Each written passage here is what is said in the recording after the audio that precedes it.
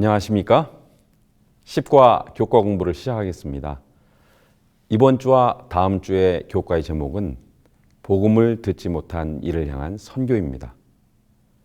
우리와 전혀 다른 문화와 종교를 가진 사람들이 사는 지역에 봉사대를 다녀오신 적이 있으신가요? 같은 아시아권이라고 하지만 불교국인 태국이나 캄보디아, 또 이슬람 국가인 방글라데시나 파키스탄 혹은 튀르키예나 인도의 힌두교도들을 보신 적이 있을 겁니다. 처음 도착하여 여기서 무엇을 할 수 있을까? 혹은 여기서 선교사님들은 얼마나 선교를 하느라 고생을 하고 있을까 생각했던 적이 있으실 것입니다. 그리고 거기에는 아직도 복음을 들어보지 못했던 수많은 사람들이 있었던 것도 보셨던 그런 기억이 있으실 텐데요. 그러나 사실 국제화된 세상에서 우리와 전혀 다른 문화와 종교를 가진 사람들을 보기 위해서 먼 나라로 갈 필요가 없습니다. 왜냐하면 우리 주위에도 그런 사람들이 많이 살고 있기 때문입니다. 우리는 그들에게 어떻게 선교를 해야 할까요? 어떻게 다가가야 할까요? 금주의 교과는 바울의 2차 선교 여행 중에 방문하게 된 아덴, 곧 오늘날의 그리스 아테네에서 바울이 행했던 선교의 모본을 함께 공부하면서 어떻게 그분들을 향해 선교해야 할지 그 방법을 배워보도록 하겠습니다. 기도하겠습니다. 하나님 아버지, 저희들에게 지혜를 주시옵소서. 바울이 아덴에서 펼쳤던 그 선교의 방법을 저희들이 잘 배워서 하나님을 전혀 모르는 이방 사람들에게 하나님을 높이 들 수 있도록 생명의 구주를 그들이 다 깨달아 할 수 있도록 저희들이 그 전도자 되도록 인도하여 주시옵소서. 예수님의 이름으로 기도합니다. 먼저 금주의 교과를 전체적으로 살펴보도록 하겠습니다. 말씀드린 것처럼 금주의 교과는 사도행전 17장에 소개되고 있는 바울의 아테네 선교를 본문으로 하고 있습니다. 일요일에는 선교의 배경이 되는 아테네를 살펴봅니다. 월요일에는 바울이 어떤 계기로 아테네 선교를 시작하게 되었는지, 그리고 어떻게 아레오바고까지 가서 당대 지식인들 앞에 설교하게 되었는지 보겠습니다. 화요일부터는 바울의 설교를 중점적으로 살펴봅니다. 그리고 그 설교로부터 우리가 복음을 들어보지 못한 사람들에게 어떻게 다가가야 할지 함께 고민해 보겠습니다. 우리가 선교할 때 다른 종교와 문화를 가진 사람들에게 어떤 방법으로 나아가야 하는지, 또 어떤 개방성을 유지하면서 또한 동시에 순수성을 유지할 수 있는지 그런 방법을 배워보도록 하겠습니다. 일요일입니다. 사도행전 17장의 전반부를 한번 쭉 읽어보신다면 바울이 2차 선교 여행 중 아덴, 곧 그리스의 아테네, 그곳에 도착하는 장면이 나옵니다. 바울을 도와 길을 인도하여 주던 아테네까지 온 베레아 형제들이 돌아갔고 바울은 아테네에 혼자 남겨졌습니다. 허름한 여관방에서 아침을 맞고는 방을 나와 아테네 거리를 거닐고 있는 바울을 상상해 보십시오. 어쩌면 바울은 인간적인 마음의 불안과 걱정도 있지 않았을까 하는 생각이 듭니다.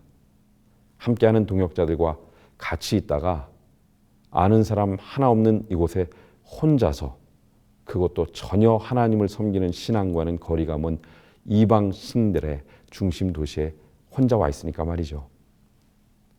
그러나 또 다른 한편으로 참 오랜만에 여유도 있었을 것 같습니다. 아테네에 오기 전까지만 해도 데살로니가와 베레아에서 새로운 성도들이 생겨나서 기뻤지만은 복음을 반대하는 사람들로 인해 큰 소동이 일어났고 바울은 위험 속에서 급히 그곳을 빠져나와 이곳 아테네에 도착하게 된 것이었습니다. 그런 면에서 이 새로운 도시 아테네는 그에게 매우 고요했을 것입니다. 그를 반겨주는 사람도 없었지만 거절하는 사람도 없었기 때문입니다. 바울은 이 도시를 그렇게 걷고 있었습니다. 그렇다면 이 아테네는 어떤 곳인가요? 오늘날 흔히 이 아테네로 불려진 이 아덴은 그리스의 수도입니다. 지금 우리가 보는 것은 오랜 역사 속에서 파괴되고 무너지고 난 그 후의 아테네의 모습임에도 불구하고 세계로부터 온 관광객들이 보는 사람마다 놀라움을 금치 못하고 있는 그런 도시죠. 그런데 그 아테네의 웅장한 신전들과 건축물들을 보게 되었으니 그 보는 사람들은, 그 바울 당시 그 사람들은 완전히 거기에 압도되고 남았을 것이 분명한 것입니다. 아테네라는 이름은 아테네 여신의 도시라는 뜻이기도 합니다. 도시의 이름 자체가 여신의 이름에서 비롯된 것을 보면 알 수 있듯이 이 도시가 얼마나 이방 신들의 중심지인지 가늠할 수가 있습니다. 어떤 기록에 의하면 도시에는 3만 개가 넘는 신들이 있었다고 할 정도입니다. 그러나 무엇보다도 이 아테네를 유명하게 만든 것은 탁월한 사상가 그리고 철학가들이 있는 도시라는 것입니다. 아테네가 배출한 탁월한 인물 중에는 소크라테스, 플라톤, 아리스토텔레스, 그리고 데모스테네스 등 여러 사람들이 있지 않습니까? 이 아테네를 인류 역사에 가장 영향력을 끼친 도시 중 하나라는 데는 그래서 누구도 이견을 내지 않을 것입니다. 이 웅장하고 발전된 신들의 도시, 정치와 문화의 도시이며 무엇보다도 철학에 있어서 그 세상 어떤 도시에 뒤지지 않는 이 도시에서 바울은 그 거리를 걸으며 무슨 생각을 했을까요? 한 가지 분명한 것은 성경이 말하는 것처럼 바울의 마음속에 그 고요함이 오래가지 못했다는 것입니다. 왜냐하면 하나님을 모르는 그 사람들을 보고 바울의 마음속에 분한 마음이 올라왔기 때문입니다. 이러한 분한 마음이 인간적인 그런 분노는 아니었을 것이 분명합니다. 아마도 고린도후서 7장 11절에 말하는 것처럼 하나님의 뜻대로 하게 한 이 근심이 너희를 얼마나 간절하게 하며 얼마나 변명하게 하며 얼마나 분하게 하며 한 것과 같이 이것은 오히려 예수께서 성전을 정결케 하실 때 보여주신 것과 같은 하나님에 대한 열심히 가져온 그런 의분이었을 것으로 보입니다. 그런 면에서 바울의 의분은 바울이 본 그 우상으로 가득 찬 이 도시에 거짓 신들이 참 신인 양 사람들을 그릇되게 인도하고 있었기 때문에 생긴 것일 것입니다. 또한 사도행전에는 다른 이유를 하나 더 말하고 있는데 그것은 하나님을 알지 못하고 하나님께로 돌아서지 않으면 죄로 인해 죽을 저 아테네 사람들을 향한 그런 동정과 연민 때문이라고 말하는 것입니다. 성도 여러분, 우리에게도 이러한 의분이 있습니까? 물론 바울이 본 것보다는 덜 악랄하겠지만 우리 도시에도 여전히 우상이 가득합니다. 그런데 안타깝게도 우리 대부분은 이 도시의 우상으로부터 조금도 자극을 받지 않고 아무 생각 없이 때로 즐기며 이 도시를 걷고 있지 않습니까? 하나님의 명예에 대하여 소망 없이 죽어가는 사람들에 대하여 우리도 바울이 느꼈던 그런 의분이 일어나게 되기를 소망합니다. 월요일입니다. 아레오바고의 바울입니다. 자, 이제 바울에게 이러한 의분이 생겼다면 다음으로 바울은 무엇을 했을까요? 사도행전 17장 17절에 보면 우리말에는 번역되지 않은 그러한 까닭에라는 말로 시작합니다. 그 의분으로 인하여 바울은 가만히 있을 수 없었던 까닭에 17절 말씀을 계속 읽어보면 회당에서는 유대인과 경건한 사람들과 또 저자에서는 날마다 만나는 사람들과 변론하니라고 되어 있습니다. 그는 일하기 시작했습니다. 특별히 성경에서는 그가 세 가지 방향으로 일했다고 말하고 있는데, 첫째는 회당에서 유대인들을 설득하는 일을 했고, 둘째, 하나님을 경외하는 이방인들이 있는 곳이라면 어디든지 찾아다니면서 전도를 했고요. 셋째, 바울은 시장에서 이교도들과 어울리면서 그들을 인도하기 위해서 애썼습니다. 자, 그렇다면 이 세 그룹의 사람들을 조금 자세히 보도록 하겠습니다. 첫 번째는 유대인입니다. 바울은 어디를 가든지 유대인들을 먼저 찾아갔습니다. 우리가 흔히 디아스포라라고 하죠. 고국을 떠나서 흩어져 사는 사람들, 특히 유대인들은 세상 어디에서도 찾을 수 있었고, 그래서 그들이 어디에 있든지 그들에게는 회당이 있었습니다. 그래서 바울은 이들을 항상 먼저 찾아갔는데, 아마도 그가 말한 바 동포에 대한 부담도 있었을 것입니다. 또한 이 세 그룹들 중에서 이 유대인들이야말로 바울이 가장 자연스럽게 어울릴 수 있는 그런 그룹의 사람이기도 했기 때문일 것입니다. 그들은 성경에 대해서 잘 알고 있었을 뿐 아니라 바울과 똑같이 같은 배경, 같은 문화, 같은 언어, 같은 의식, 같은 절기, 그리고 무엇보다도 바울과 같이 먹는 것이 같았으니 훨씬 더 편안함을 느꼈을 것입니다. 두 번째 그룹은 하나님을 두려워하는 경건한 이방인들이었습니다. 이들은 이방의 신들의 염증을 느끼고 유대인들이 섬기는 하나님을 보면서 진리를 찾는 경건한 사람들이었습니다. 그들은 종종 유대인들의 회당에 나왔습니다. 바울이 복음을 전할 때마다 유대인들의 회당을 찾았던 이유 중에 하나는 바로 이러한 경건한 이방인들을 거기서 만날 수 있었기 때문입니다. 그들은 우선적인 바울의 복음 선교 대상이 되었습니다. 세 번째로 바울이 만난 사람은 하나님 대신에 온갖 세상 잡신들을 섬기고 있는 그곳 사람들이었습니다. 그래서 그는 사람이 모이는 시장에서 그 사람들과 어울렸습니다.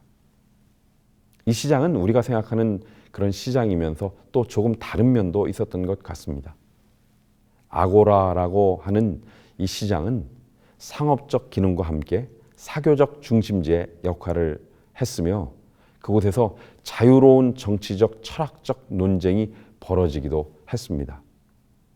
바울은 이곳에서 참 하나님을 가장 설득력 있는 방법으로 소개하기 위해서 고민했습니다.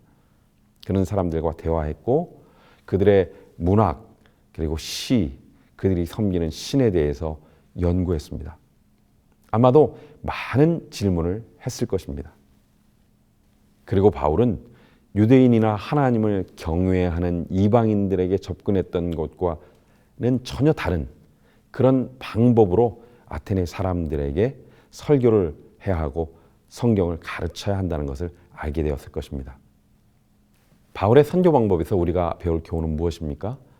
우리와 다른 이들을 이해하고 좀 더 효과적인 선교 방법을 위하여 그들을 연구할 필요가 있다는 것입니다. 시대의 소망에서 엘렌 G. 화이트이 침례 요한에 대하여 하는 말을 주의하여 묵상할 필요가 있습니다. 그는 자신만을 위하여 이기적인 은둔 생활을 하지 않았다. 그는 이따금씩 밖으로 나가서 사람들 가운데 섞였으며, 그는 언제나 세상에서 일어나고 있는 사건들을 흥미있게 관찰하였다. 그는 성령으로 말미암아 밝아진 통찰력을 가지고 사람들의 특성을 연구함으로 하늘의 기별을 가지고 그들의 마음을 감동시키는 방법을 알고자 하였다. 광야에서 수련을 받고 훈련하였던 침례 요한마저도 사람을 연구하고 그들의 마음을 감동시키는 방법, 그 지혜로운 방법을 위하여 애썼다는 사실을 잊지 않게 되시기를 바랍니다. 화요일입니다. 화요일에는 바울이 아테네 사람들에게 하나님을 어떻게 소개했는지 그 첫 도입부를 집중적으로 공부하게 됩니다. 우리는 여기서 바울이 어떻게 전혀 종교와 문화적 배경이 다른 사람들에게 전도를 시작했는지 볼 수 있습니다. 17장 22절입니다. 바울이 아레오바고 가운데 서서 말하되 아덴 사람들아 너희를 보니 범사에 종교심이 많도다. 내가 두루다니며 너희가 위하는 것들을 보다가 알지 못하는 신에게라고 새긴 단도 보았으니 그런즉 너희가 알지 못하고 위하는 그것을 내가 너희에게 알게 하리라. 이 말씀에서 우리가 발견하게 되는 두 가지 중요한 점은 첫 번째로 바울이 그 사람들의 장점을 찾아내어 칭찬하였다는 것입니다. 그들을 존중한 것입니다. 바울은 아테네 사람들의 거짓 종교나 거짓 신을 그들이 잘못 믿고 있었음을 알고 있었습니다. 그러나 어떤 식으로든 그들을 폄하하지 않기 위하여 노력하는 것입니다. 우리도 선교할 때 이 부분을 주의하고 있습니까? 여러분은 화이트 여사가 각 시대의 대쟁투를 기록하고 그 이후에 의도적으로 몇 글자들을 바꾼 것을 아십니까? 매우 이상하게 들리시나요? 화이트 여사가 처음에 각 시대의 대쟁투를 기록하면서 로마 카톨릭에 대하여 로미시라는 표현을 사용했습니다. 그것은 일반적으로 흔히 쓰이고 있었던 그런 표현이었던 것 같습니다. 그러나 화이트 여사가 유럽을 방문하고 나서 그러한 표현이 특히 많은 유럽에서 카톨릭 신자들에게 그들이 듣기에 카톨릭을 낮추거나 나쁜 느낌으로 들릴 수 있다는 것을 알았습니다. 그래서 이후에 그 표현을 그냥 로만 캐톨릭으로 바꾸게 된 것입니다. 내용 자체가 바뀐 것은 없지만 최대한의 존중을 더한 것입니다. 불필요한 자극을 피하는 섬세한 배려가 선교에 필요하다는 것을 보여주는 좋은 예입니다. 두 번째로 바울은 그곳 사람들을 연구하고 그들의 문화를 연구한 것을 슬기롭게 사용했다는 것입니다. 그리고 자연계나 혹은 사람들의 심성 속에 그리고 사람들의 문화 속에 여전히 존재하고 남아있는 영혼을 사모하는 마음에 집중하였습니다. 그래서 바울은 그들이 이미 찾고 있는 알지 못하는 신에게라는 부분에 대하여 주목하였습니다. 비록 그들이 알지 못하고 있지만 이미 그들은 그러한 방법으로 참된 하나님에 대하여 어렴풋하게 인지하고 있었음을 소개하면서 그분이 바로 사람에게서 독립하여 계시고 능력과 영광을 더하기 위하여 인간의 도움을 받을 필요가 없는 바로 참 하나님이라고 그들에게 소개해 나간 것입니다. 기독교가 아시아의 많은 나라에서는 잘 받아들여지지 않고 있지만 한국만큼은 달랐습니다. 그래서 많은 선교학자들은 한국의 기독교 전파가 성공을 거둔 이유가 무엇일까 연구를 했습니다. 학자들마다 여러 주장이 있지만 그 중에 가장 큰 지지를 받는 한 가지 사실은 하나님 혹은 하느님이라 부르는 그 참된 신을 선교사들이 부르도록 했다는 것입니다. 선교사들이 와서 보니 한국 사람들은 누구나 하늘에 계신 하느님을 이미 믿고 있다는 것을 알아차렸습니다.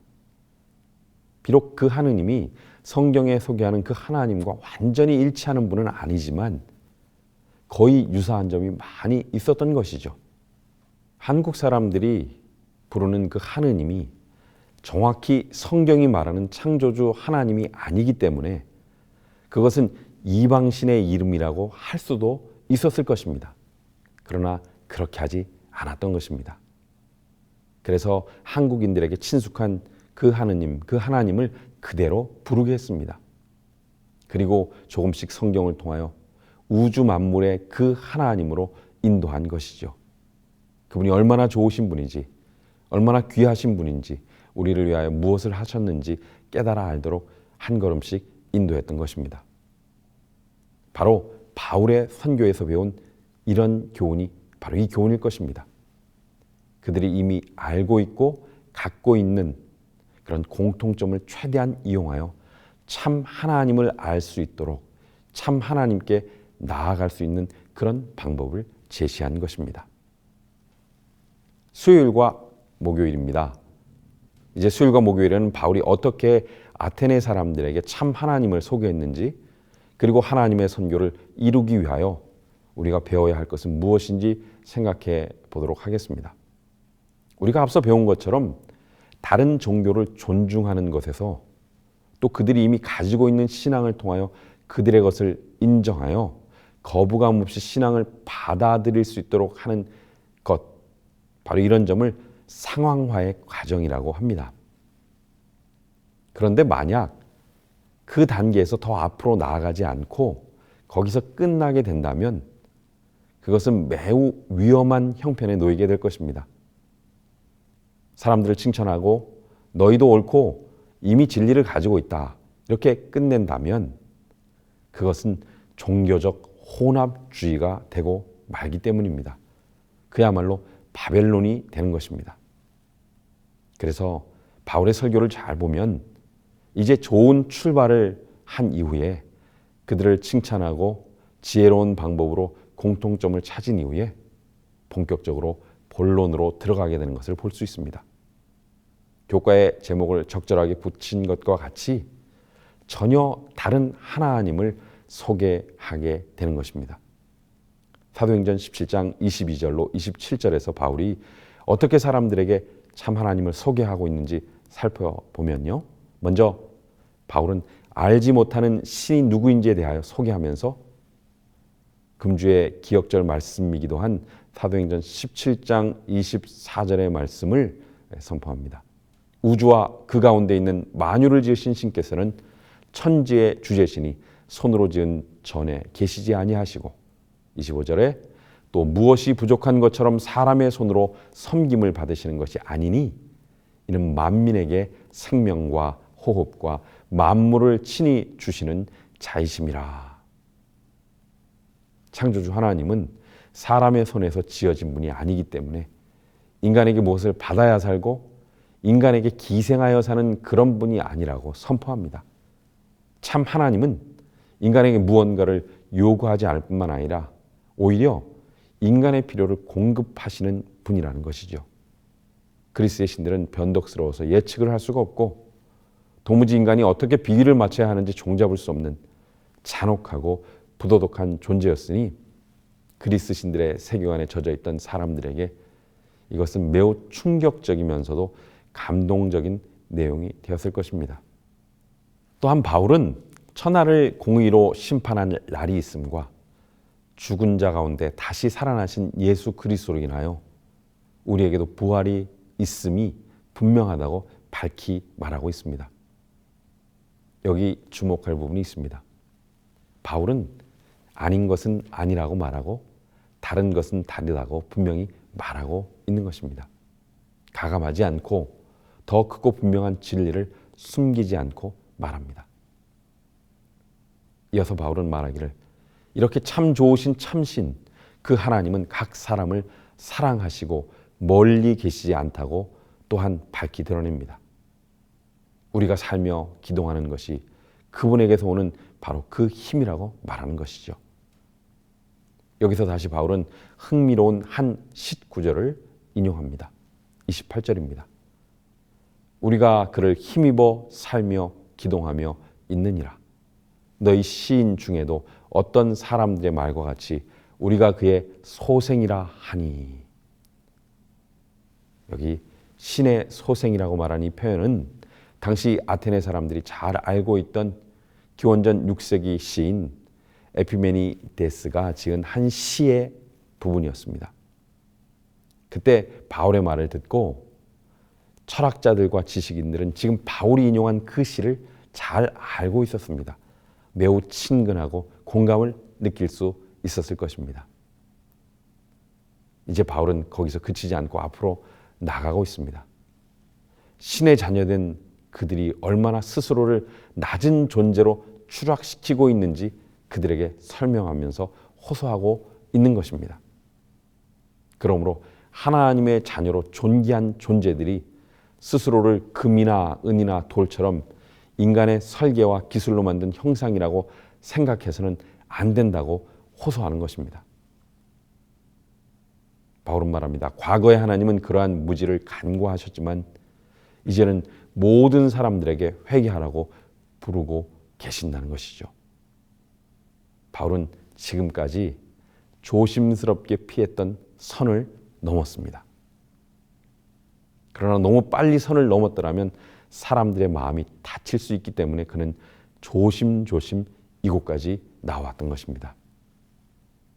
바울은 끝까지 그들을 배려하고 존중하고 그들과 함께 공감하기 위하여 그들의 시인의 일을 그 19절을 소개하면서 그러나 거기에 밝히 하나님의 뜻을 주저앉지 않고 드러내고 있는 것입니다. 성경은 바울의 마지막 말에 대해서 두 가지 반응이 있었음을 보여줍니다. 어떤 이들은 부활에 대한 생각을 비웃었고 다른 사람들은 이 문제에 대해 바울의 말을 다시 듣고 싶다고 말했습니다. 이방의 신들이 가득한 이곳에서 세계 지식인들이 모인 이곳에서 바울의 선교의 결과를 성경은 이렇게 말씀하며 17장을 마칩니다. 몇 사람이 그를 친하여 믿으니 그중 아레오바고 관원 디오누시오와 다말이라 하는 여자와 또 다른 사람들도 있었더라.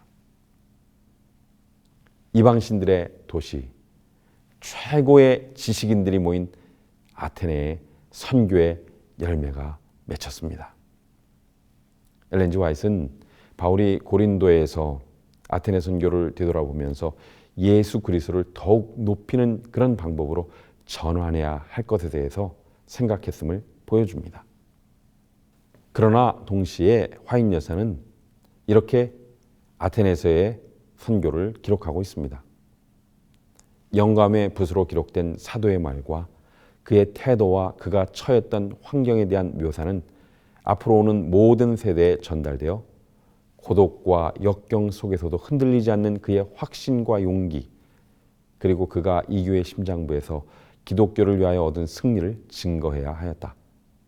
바울의 말에는 교회를 위한 지식의 보배가 담겨 있다. 바울은 그의 말로 교만한 청중들의 분노를 일으켜 자신에게 어려움을 초래하기 쉬운 위치에 있었다. 만일 그의 설교가 직접적으로 그들의 신들과 그 도시의 위인들을 공격하였더라면 그도 소크라테스와 같은 운명을 맞을 위험에 처했을 것이다.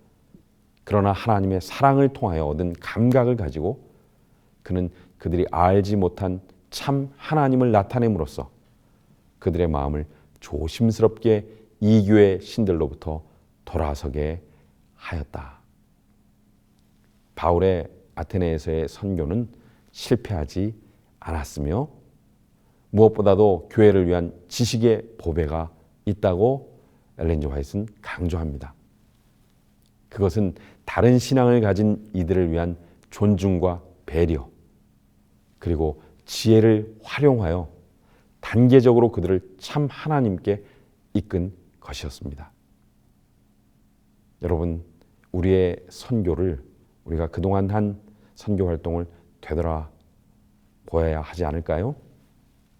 우리도 이러한 지식과 지혜를 잊지 말아야겠습니다. 이제 함께 기도할 제목을 살펴보도록 하겠습니다. 이번 주 우리가 함께 기도할 제목은 지인에게 증거할 수 있는 가장 좋은 방법을 알 수 있도록 하나님께서 구체적으로 인도해 달라고 기도하는 것입니다. 그리고 소셜 네트워크 서비스를 바울의 아레오바고처럼 불신자들에게 명료하고 분별력 있게 복음을 전하는 데 활용해 보도록 합시다. 이번 한 주간도 우리 주위에 있는 분들에게 기도하면서 또 지혜롭게 하나님의 선교를 완성하시는 하나님의 마음을 가진 모든 성도님들 되시기를 간절히 소망합니다.